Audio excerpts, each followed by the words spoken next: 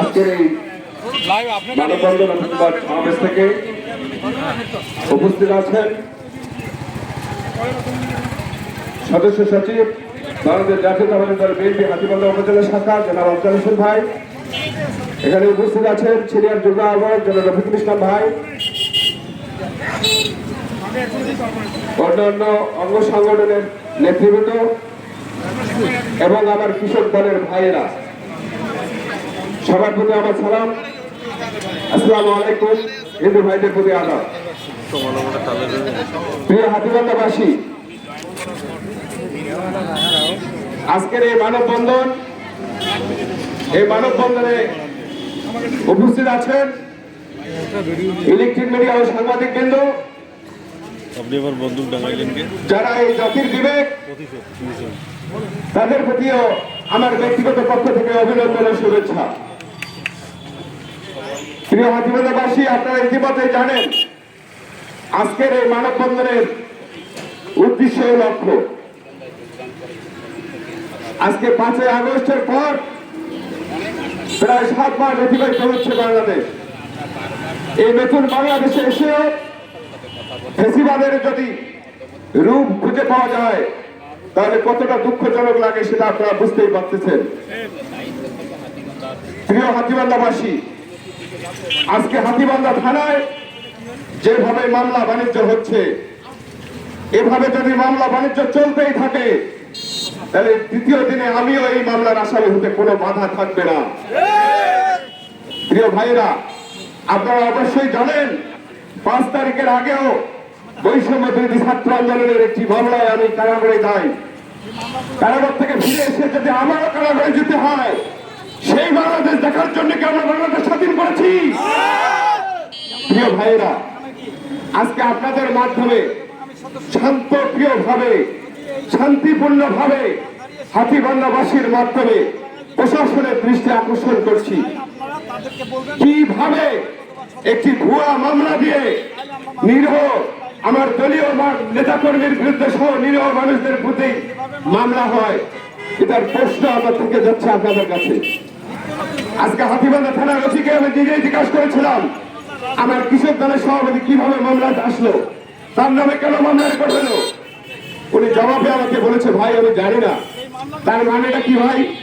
আপনি প্রাথমিক তদন্ত ছাড়াই মামলা রেকর্ড করেছেন, এর কোনো সন্দেহ নাই। এটা কি কোনো প্রশাসন করতে পারে? মামলা তো মানুষ হিংসাত্মমূলক ভাবেও দিতে পারে, কিন্তু মামলা যাকে দিবে তার কাজটা কি?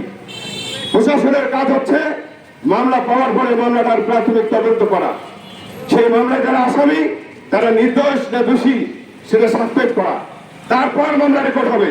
এটাই হচ্ছে মামলার নিয়ম। কিন্তু আমার হাতীবান্ধা থানার প্রশাসন এমন কথা বললো যেটা তো আমার নিজেরও হাসি পেয়েছে। প্রিয় ভাইয়েরা, আমরা আজকে একটি অনেক বড় কর্মসূচির চিন্তা ভাবনা নিয়েই কিন্তু এখানে দাঁড়িয়েছিলাম, কিন্তু আমাদের অভিভাবক অধ্যক্ষ আসাদুল আবেদ ভাই, আমাদের অভিভাবক পাটগ্রাম হাতীবান্ধা থানার সকলের নামের বাড়ি ব্যারিস্টার হাসান নাদির প্রধান যেভাবে নির্দেশনা দিয়েছে তার বাইরে এখন পর্যন্ত আমরা যাইনি। কারণ আমরা জাতীয়তাবাদে বিশ্বাসী, আমরা শহীদ জিয়ার আদর্শের সৈনিক, আমরা দুলু ভাইয়ের হাতের গড়া সৈনিক। কাজে দুলু ভাইয়ের কোনো ভাষ্যে কোনো কথা বাইরে আমরা কোনো প্রোগ্রাম কখনোই করি না, ইনশাল্লাহ করবো না।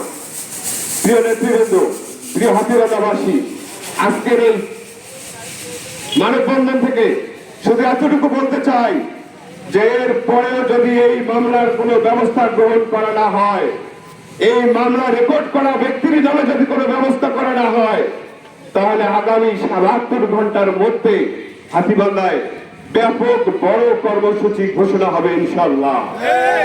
এবং আমি এখান থেকে স্পষ্টভাবে বলি যে হাতীবান্ধা থানার ভারপ্রাপ্ত কর্মকর্তা মাহমুদুল নবী ভাই যে পথের ঘটনাগুলো ইতিমধ্যে ঘটিয়েছেন, আপনারা সাংবাদিক ভাইয়েরা সেটা জানেন।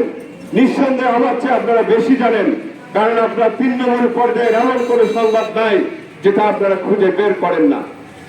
5 তারিখের পর থেকে মাহমুদুল নবী ভাই এই থানায় এসে কতগুলো ঘটনার সাথে সম্পৃক্ত, কতগুলো অন্যায়ের সাথে সম্পৃক্ত, সেটা আমার চেয়ে সাংবাদিক ভাইয়েরা ভালো জানেন।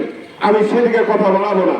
আমি শুধু এতটুকু প্রশাসনের কাছে অনুরোধ জানাবো, যে এইরকম কোন ব্যক্তির দ্বারা কোন থানা পরিচালিত হতে পারে না।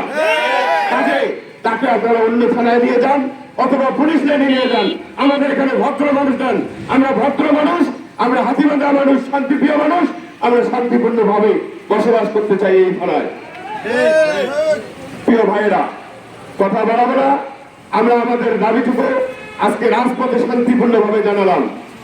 আমাদের দাবি বাস্তবায়ন না হলে আগামী 72 ঘন্টা পরে ইনশাল্লাহ এই রাজপথ, এই মহাসড়ক অবস্থান কর্মসূচি, অবরোধ কর্মসূচির মতো কর্মসূচি ইনশাল্লাহ আগামীতে আসতে পারে।